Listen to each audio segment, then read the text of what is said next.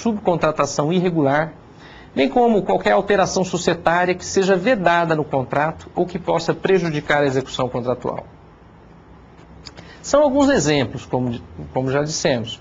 Leia o artigo 78, nos incisos 1 a 11 e também o inciso 18, para que você possa ter conhecimento de todas as situações em que a causa da rescisão pode ser atribuído ao contratado.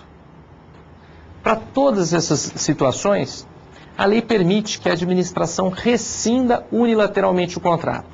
E mais, nesses casos, o artigo 80 da lei permite que a administração tome as seguintes atitudes. Primeiro, que ela possa assumir imediatamente o objeto do contrato no estado e local em que se encontra.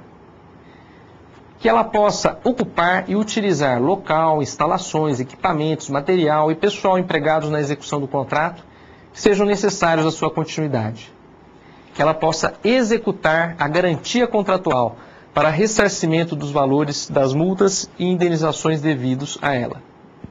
E que ela possa também reter os créditos decorrentes do contrato até o limite dos prejuízos causados à administração. Perceba que são todas medidas baseadas na chamada autoexecutoriedade, que nós já explicamos. A administração não precisa recorrer ao judiciário para nada disso. Ela mesma toma essas atitudes. Isso serve, de um lado, para impedir a quebra da continuidade daquele contrato. É o chamado princípio da continuidade, que nós já estudamos. E, por outro lado, permite que a administração imediatamente seja ressarcida, que ela recupere os prejuízos e aplique as multas que são cabíveis pela atuação culposa do contratado. Pois bem, agora nós vamos falar das causas atribuíveis à administração. São as seguintes. Primeiro, razões de interesse público, de alta relevância e amplo conhecimento, justificadas e determinadas pela máxima autoridade da esfera administrativa a que está subordinado o contratante. Segundo, a supressão por parte da administração de obras, serviços ou compras, acarretando modificação do valor inicial do contrato, além do limite permitido na lei de licitações. Mais, a suspensão da execução por ordem escrita da administração por prazo superior a 120 dias, salvo em caso de calamidade pública, grave perturbação da ordem interna ou guerra. Outro, o atraso superior a 90 dias dos pagamentos devidos à administração ao contratado, também salvo em caso de calamidade pública, etc.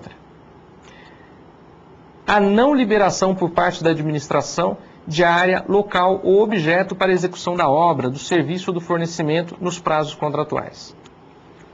Veja, todas essas causas que listamos, todas elas decorrem da decisão ou da omissão da administração. Em todas elas, o contratado é inocente. E, geralmente, ele é prejudicado pela própria atitude da administração contratante. Observe que, na primeira situação, razões de interesse público de alta relevância, é a própria administração que vai rescindir o contrato unilateralmente. Nas outras hipóteses, é o contratado que tomará a iniciativa, pedindo a rescisão judicial do contrato em razão da mora, do inadimplemento da administração. Observe também que nas hipóteses de suspensão do contrato por ordem da administração e de atraso nos pagamentos, o contratado é obrigado a suportar a mora da administração, ou seja, naquele período em que ela atrasa, por um determinado tempo. Isso é bem diferente do que ocorre na esfera privada. Na esfera privada, vige um princípio chamado exceção do contrato não cumprido, pelo qual uma parte não pode exigir a prestação da outra sem que ela cumpra antes a sua parte no contrato. Aqui, no direito administrativo, o contrato permanece obrigado, vinculado ao contrato, até que ocorra aquele prazo previsto na lei. 120 dias para a suspensão da execução do contrato e 90 dias para atrasos no pagamento. Somente depois de decorrido esse prazo é que o contratado vai ter duas opções. Ou ele promove a rescisão do contrato, ou suspende o cumprimento das suas obrigações até a normalização daquela situação. Para terminar, nós temos os fatos que são alheios às partes, e que também justificam a rescisão do contrato. É o que diz o artigo 78 em seu inciso 17. A ocorrência de caso fortuito ou de força maior, regularmente comprovada, impeditiva da execução do contrato. Nós podemos observar que tanto nas situações causadas pela administração, quanto nas decorrentes de eventos alheios às partes, o caso fortuito e a coisa maior, o contratado está inocente, isto é, ele não teve culpa na rescisão desse contrato. E é por essa razão que a lei estabelece direitos para o contratado quando a rescisão não se deva à sua atitude. Na rescisão sem culpa, ele tem direito ao ressarcimento dos prejuízos regularmente comprovados que houver sofridos, à devolução da garantia e aos pagamentos devidos pela execução do contrato até a data da rescisão. E também o pagamento pelo custo de desmobilização. Da mesma forma como na questão da revisão do equilíbrio econômico-financeiro, aqui se aplica um raciocínio de que o contratado não pode suportar o encargo pelos atos da administração que venham a tornar mais gravosas, mais pesadas aquelas obrigações contratuais.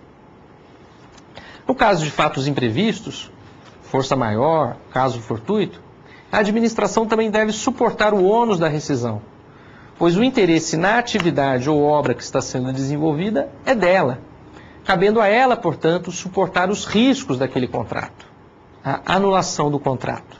Além da rescisão, o contrato também pode vir a ser extinto por força de uma invalidação ou anulação, que é a mesma coisa. Essa anulação pode ser feita tanto pela administração, como também em decorrer de uma decisão judicial. As causas da anulação não têm a ver com a prestação das obrigações pela administração e pelo contratado, ou por qualquer outro assunto que diga respeito à execução do contrato. Não, a anulação é uma necessidade decorrente de um vício na formação do contrato. Não custa lembrar que o vício do procedimento licitatório também atinge o contrato, que é um resultado dele, né, do procedimento licitatório. Então, a anulação, ao contrário da rescisão, opera retroativamente. Ela desconstitui os efeitos jurídicos que o contrato já produziu. Essa característica da anulação, por sinal, nós já explicamos na aula sobre atos administrativos.